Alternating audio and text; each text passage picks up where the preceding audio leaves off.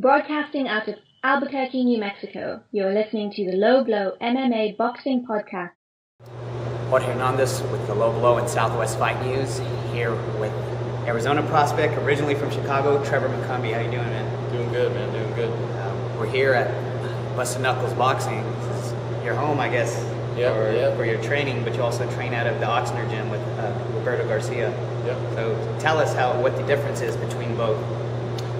Training out here, I feel a lot more comfortable. Just a lot more comfortable. My strength conditioning workout is, real intense out here, and I like being around my family. My mom and all my siblings. So that's really huge. But going out to Oxnard, I have great sparring.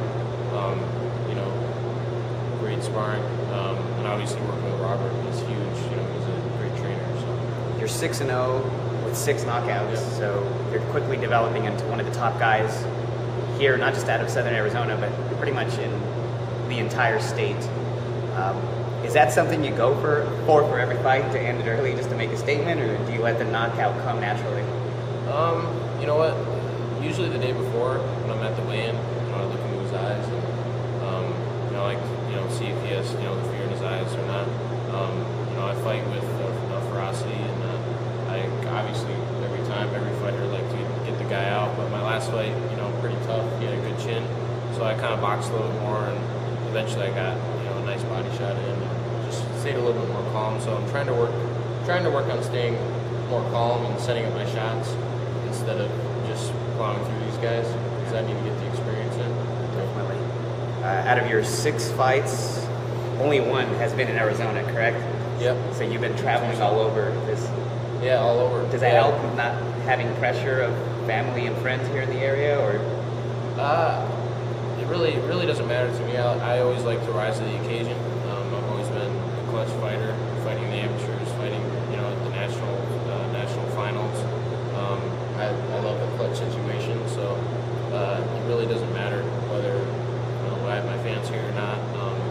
I'm just excited to go across the country and get that exposure. Now on October 13th, you'll be on a pretty big card with Donaire and the Brandon Rios and Mike Alavardo fight. Tell us about that. How excited are you? It's huge, man. It's huge. Things are slowly turning into my dream. Ever since I was 7 years old, watching these guys on HBO and training and all the fights that I've had, it's huge, man. And I'm excited to put on a great show. Yeah. Now we're out from New Mexico, and we hear about you guys and a lot of Texans a lot. So what can you tell us about Arizona boxing that people actually don't know outside of it? Arizona boxing is exploding. It used to not be too well known. There's a lot of local promoters that are putting tons and tons of effort into boxing, and it's just great.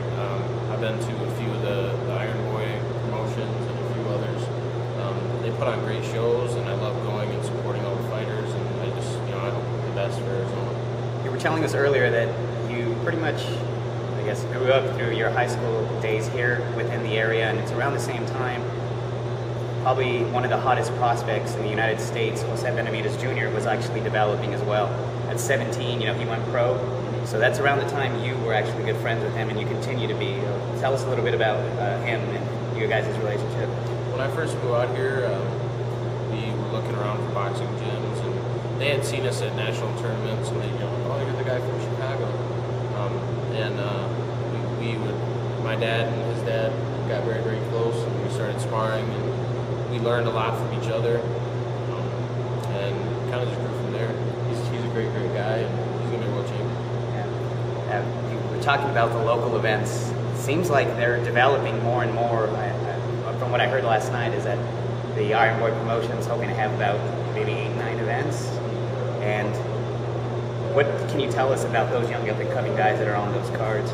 They're great. They're slowly building up their record, and it's awesome to see these guys getting fights, because you can look at other guys in the East and some parts of the Midwest where they're not getting near as many fights. And that's what you need to do as a young fighter, is get as many fights as you can possible, to grow and get the experience. So and they're doing that. Now October 13th, that's the top-ranked card. You're going to be streamed online also, correct? Are you going to be? Typically they do have that preliminaries, if you will. They usually do. I can't say if mine be streamed yet or not. I'm hoping so to get that exposure, but I'm just excited to fight and get in there and get the experience. Yeah, we'll definitely keep you guys updated on that and let you guys know if that is streaming. So do you have a message to any of the fans, boxing fans, combat sports fans out of the Southwest? Man, everybody, I'm training really, really hard back in Chicago. Everybody know, I'm training hard, and we're gonna go out there and put on a great show for you guys. And I'm on my way up. We should be getting 5 or 6 more fights by the end of this year. We're going Tyson status, so training hard and ready to go. And you're ready for that 5 or 6 fights for the rest of the year? I mean, we're only 4 months or 3 months out of the year. Yeah. So, best of luck to you. It was a pleasure to meet you. Trevor McCumby, light heavyweight. Keep an eye out for him, guys. Thank you, guys. Catch you guys.